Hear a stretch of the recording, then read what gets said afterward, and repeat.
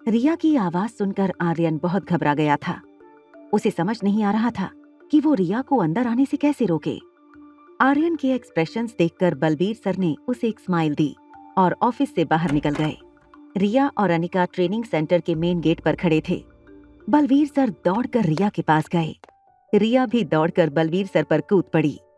Balvir sir ने रिया को उठाकर हवा में उछाला और फिर उसे पकड़कर एक बार गोल घुमा दिया। अनिका ट्रेनिंग सेंटर की हालत देखकर समझ गई थी कि बलवीर सर कितना डेस्परेटली अपना सक्सेसर ढूंढ रहे थे। रिया को अपने कंधे पर बैठाकर बलवीर सर अनिका के पास आए और कहा, आज मैं तुम्हें एक ऐसी चीज बताऊंगा कि सुनकर तुम जिंदगी भर के लिए मेरी कर्जदार हो जाओगी, लेकिन वो बात सुनने के बाद तुम्हें भी मेरी एक शर्त माननी होगी। अनिका जानती थी कि बलवीर सर की शर्त क्या होगी, इसलिए अनिका ने बलवीर सर से कहा, पहले आप मुझे वो सीक्रेट बताइए, उसके बाद मैं डिसाइड करूंगी कि मुझे आपकी बात माननी है या नहीं। ये सुनकर बलवीर सर के चेहरे की हंसी अचानक कंफ्यूजन में बदल गई। बलवीर सर को ये समझ नहीं आ रहा था कि जब बाहर इतने लोग उनका शागिर्द बनने के लिए तैयार थे, तो उनके लिए अपना एक सक्सेसर ढूंढना इतना मुश्किल क्यों हो रहा था। इतनी मेहनत के बाद बलवीर सर ने रिया को अपना शागिर्द बनाने का मन बना लिया था। रिया टैलेंटेड भी थी, स्मार्ट भी थी, लेकिन अब उनके पास आर्यन भी था। रिया और आर्यन की खास बात ये थी कि दोनों बच्चों में अपनी माँ के बॉडी फीचर्स आए थे, जो कि मार्शल आर्ट ट्रेनिंग के लिए सबसे बेहतर थे। थोड़ी देर सोचने के बाद बलवीर सर को लगा कि आर्यन की ऑफर ज्यादा बेहतर थी, कि अगर वो आर्यन की सीक्रेट छुपाकर रखते हैं तो आर्यन उनका शागिर्द बनने को तैयार था, और अगर कहीं आज वो रिया और आर्यन का सीक्रेट अनिका के सामने खोल देते तो हो सकता था कि अनिका ना रिया को ना आर्यन को उनका शागिर्द बनने की इजाजत दे। बलवीर सर ने रिया को कंधे से उतारते हुए कहा, चलो कोई गल नहीं, वो राज कोई इतना गहरा भी नहीं था, छोड़ो इस बात को और मुझे झप्पी दे। जैसे ही अनिका बलवीर सर को हक करने गई, बलवीर सर ने अनिका को गर्दन से पकड़कर जमीन पर पटक दिया। ये देखते ही ट्रेनिंग सेंटर में मौजूद काफी बच्चे सर्कल बनाकर इन दोनों को चीयर करते हुए देखने लगे। लगभग सारे बच्चे बलवीर सर की सपोर्ट में थे। कोई कह रहा था, वाह सर, आज काफी सालों बाद आप किसी से दो दो हाथ करोगे। तो कोई कह रहा था, अरे छोड़ दो, इतनी खूबसूरत लड़की के साथ कोई फाइट करता है क्या। ये कमेंट सुनकर बाकी के लड़के अनिका पर हंसने लगे। बलवीर सर को पता था कि ऐसी कमेंट का अनिका पर कोई असर नहीं होता था। बलवीर सर ने दोबारा अटैक करते हुए अनिका को पकड़कर मैदान के बीचों बीच पटक दिया। इस बार जमीन पर गिरते ही अनिका तुरंत अपने पैरों पर खड़ी हो गई। अनिका ने काउंटर अटैक करते हुए बलवीर सर के दोनों हाथ पकड़कर कराटे का एक दाव उन पर खेल दिया, जिससे बलवीर सर हवा में उछलकर अपने घुटनों पर गिरे। अनिका के मूव्स देखकर अब सारे के सारे लड़के अचानक शांत हो गए थे। अनिका ने एक के बाद एक दाव खेलना शुरू कर दिया। बलवीर सर पर अटैक करते वक्त अनिका इस बात का ख्याल रखती थी कि अब बलवीर सर की उम्र बहुत ज्यादा हो चुकी थी, उन्हें कहीं ऐसी कोई चोट न लग जाए जो इस उम्र में उनके लिए खतरनाक हो सकती थी। लगभग 15 मिनट तक बलवीर सर और अनिका के बीच में ये फाइट चली। फाइट के दौरान अनिका की फिटनेस, उसकी शार्प रिएक्शन और उसकी कमबैक करने की स्ट्रैटेजी देखकर ट्रेनिंग सेंटर में मौजूद हर लड़का हैरान हो गया था। अनिका के माथे से पसीना बहने लगा।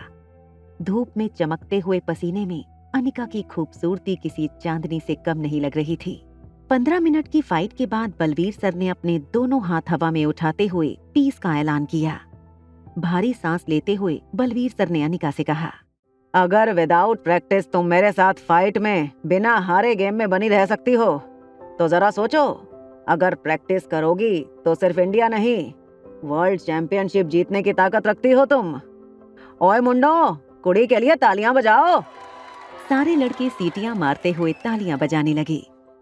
बलवीर सर की इस बात को मजाक में उड़ाते हुए अनिका ने उनसे कहा, अच्छा, अगर आपको सचमुच ऐसा लगता है तब ठीक है, रिटायरमेंट के बाद मैं जरूर प्रैक्टिस कर लूंगी ताकि आपकी उम्र तक पहुंचते पहुंचते मैं वर्ल्ड चैंपियन बन जाऊं। कैसा लगा मेरा आइडिया आपको। बलवीर सर ने देखा कि अनिका उनकी किसी बात को सीरियसली नहीं ले रही, तब उन्होंने भी अपने हाथ जोड़ते हुए अनिका से कहा, ठीक है, रहने दो, तुम ठहरी आलसी, तुमसे ना होना। बलवीर सर की ये बात सुनते ही अनिका ने उनसे कहा, तो अब क्या आप चाहते हो मैं रिया को आपकी शागिर्द बना दूं? बलवीर सर ने पानी का ग्लास अनिका के हाथ में देते हुए कहा, क्या तुम नहीं चाहती कि तुम्हारी बेटी भी तुम्हारी तरह ही एक बेहतरीन फाइटर बने? अनिका ने पानी पीते हुए अपना मुंह ना में हिलाते हुए कहा। फाइटर? नहीं, बिल्कुल नहीं। उसे ऐसा कुछ करने की कोई जरूरत नहीं। अनिका ने मार्शल आर्ट की ट्रेनिंग इसलिए ली थी ताकि वो अपने कमजोर शरीर को ताकतवर बना सके। रिया अपने जन्म से ही बाकी बच्चों से काफी स्ट्रांग थी और आज तक अनिका ने रिया को जिस तरह पाला था, अनिका ने हमेशा चाहा कि उसकी बच्ची एक प्रिंसेस की जिंदगी जिए। रिया के शरीर पर अगर मॉस्किटो बाइट भी हो जाता था तो अनिका पूरे घर में मॉस्किटो प्रिवेंशन नेट लगा लेती थी। फिर मार्शल आर्ट सीखने का तो कोई सवाल ही पैदा नहीं होता था। अनिका की सोच को देखते हुए बलवीर सर ने अनिका को ताना मार दिया। आखिर तुम भी एक माँ ही निकली। पता नहीं ये सारी माएं अपने बच्चों को इतना नाजों से क्यों पालना चाहती हैं। अरे असली माँ तो वो होती है जो अपने बच्चों को ताकतवर बनाए, ना कि कमजोर। हाँ, मगर मुझे एक बात का जरूर अफसोस है, तुम्हारी सोच तुम्हारी माँ जैसी नहीं। वो आज अगर यहाँ होती तो जरूर रिया को मार्शल आर्ट सिखाती। बलवीर सर की ये बात सुनते ही अनिका हैरान हो गई। उसने बलवीर सर का हाथ पकड़कर उनसे पूछा, बलवीर सर, क्या आप मेरी माँ के बारे में कुछ जानते हैं? क्या आप उनके बारे में मुझे कुछ बता सकते हैं? बलवीर सर पवेलियन की एक सीट पर बैठ गए। वो फिर से अपनी दाढ़ी पर हाथ घुमाने लगे। थोड़ी देर तक कुछ सोचने के बाद बलवीर सर ने अनिका से कहा, तुम्हारी माँ एक असली चैंपियन थी। पवेलियन की बगल में एक छोटा सा गार्डन एरिया बना था जिसमें एक केन का सोफा और कुछ चेयर्स रखी थीं। बलवीर सर ने रिया और अनिका को केन के सोफे पर बैठने का इशारा किया। वो खुद बगल में रखी चेयर पर बैठ गए।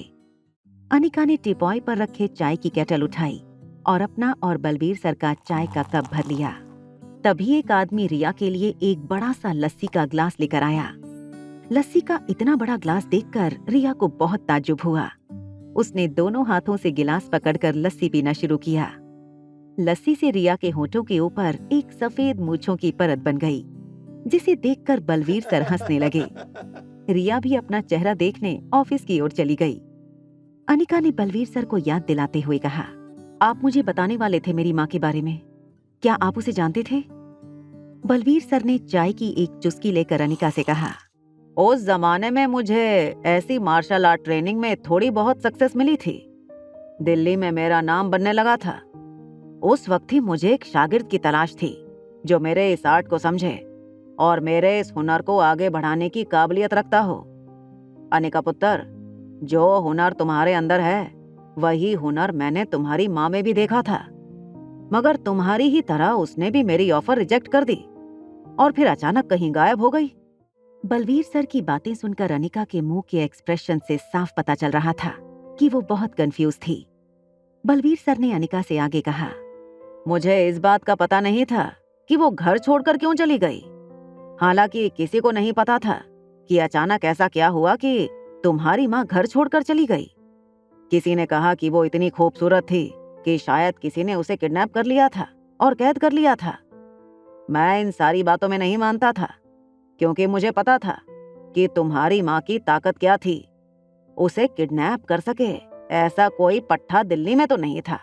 फिर अचानक 2 साल के बाद तुम्हारी माँ मेरे पास आई। उसने मुझसे कहा कि मैं तुम्हें, यानी कि उसकी बेटी को अपना शागिर्द बना लूं। हालांकि उस वक्त वो मुझसे मिलने अकेले आई थी। उसने मुझसे कहा कि मैं तुम्हें इस तरह ट्रेन करूं कि बड़ी होकर तुम बहुत ताकतवर बनो और जमाने से लड़ने की ताकत हो तुम्हारे अंदर। ये कहकर उसने मुझसे एक ऐसी बात कही जिसे सुनकर मैं हैरान रह गया। उसने मुझसे कहा कि वो कुछ ही दिनों में मरने वाली है। उसने मुझे तुम्हारे बारे में जो इन्फॉर्मेशन दी थी, उस इन्फॉर्मेशन के जरिए जब तक मैं तुम तक पहुंच पाता, उससे पहले तुम्हारी माँ चल बसी। अनिका की आंखों में आंसू देखकर बलबीर सर ने कहा, नहीं यार, उसे याद करके रोना नहीं।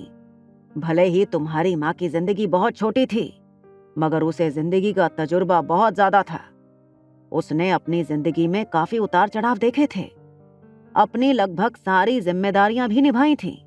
हाँ, तुम ये कह सकती हो कि उसने अपनी जिंदगी में एक इंसान को बहुत निराश किया था।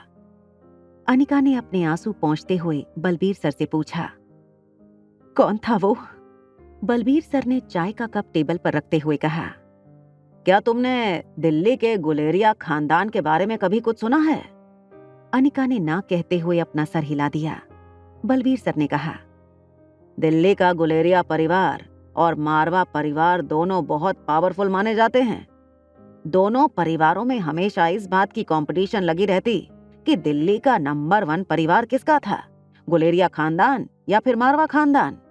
रोहित मारवा के पहले मारवा खानदान और मारवा इंडस्ट्रीज की बागडोर जिसके हाथ में थी, वो रोहित जितना तेज और स्मार्ट नहीं था। तब गुलेरिया खानदान और पूरे गुलेरिया इंडस्ट्रीज को संभालने वाला करण गुलेरिया काफी स्मार्ट और इंटेलिजेंट माना जाता था। करण गुलेरिया के साथ तुम्हारी माँ की सगाई हुई थी। जब मैंने सुना कि तुम्हारा पूरा नाम अनिका गुलेरिया है, तो मैंने सोचा तुम करण गुलेरिया की बेटी हो, मगर अफसोस ये सच नहीं था। पता नहीं तुम्हारी माँ ने उस गौतम गुलेरिया में ऐसा क्या देख लिया कि उसके साथ शादी कर ली। एक बात मुझे आज तक समझ में नहीं आई बेटा, तुम्हारी माँ जैसी स्मार्ट और इंटेलिजेंट औरत जो हर चीज सोच समझ कर करती थी, वो जीवन साथी चुनने में इतनी बेपरवाह कैसे हो सकती थी? वो ऐसे किसी इंसान से कैसे शादी कर सकती थी जो इंसान कहलाने के लायक भी नहीं था?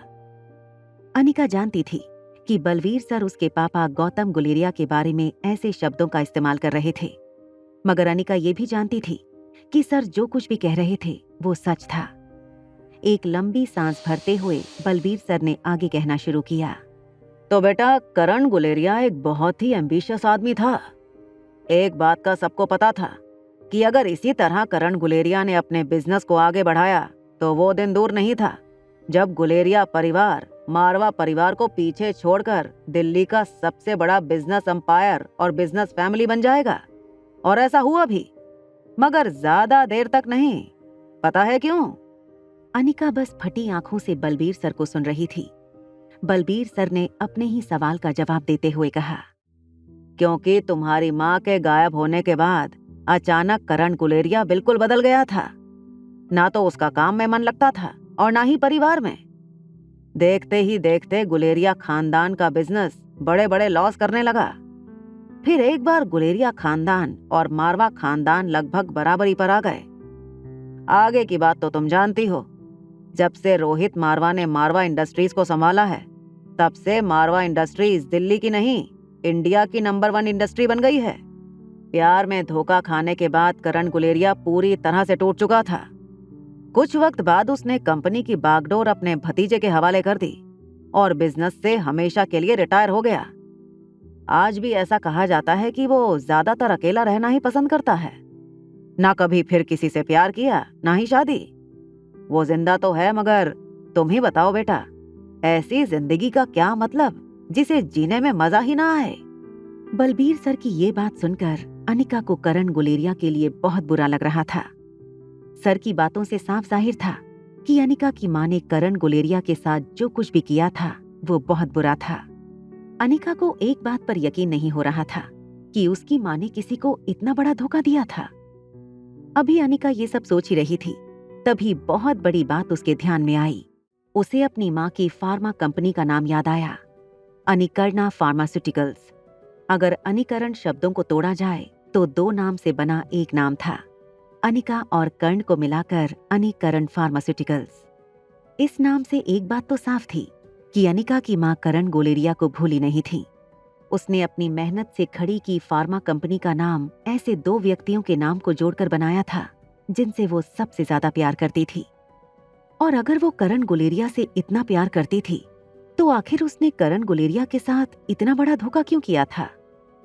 अभी ये सारी बातें अनिका के दिमाग में एक साथ चल रही थीं। तभी बलवीर सर अपनी जगह से खड़े हुए और अनिका से कहा, तुम यहाँ थोड़ी देर बैठो, मैं जरा चलकर देखता हूँ दोनों बच्चे क्या कर रहे हैं। बलवीर सर के जाने के बाद गहरी सोच में डूबी अनिका अचानक 1 सेकंड में अपनी सोच के बाहर आई। अभी अभी उसने बलवीर सर को ये कहते हुए सुना कि मैं जाकर देखता हूँ दोनों बच्चे क्या कर रहे हैं। सर की ये बात पर अनिका हैरान हो गई। अनिका भी अपनी जगह से उठकर सर के पीछे जाने लगी। एक लड़की को देखा तो के सारे एपिसोड्स को सुनने के लिए डिस्क्रिप्शन में दी हुई लिंक से डाउनलोड कीजिए पॉकेट FM ऐप।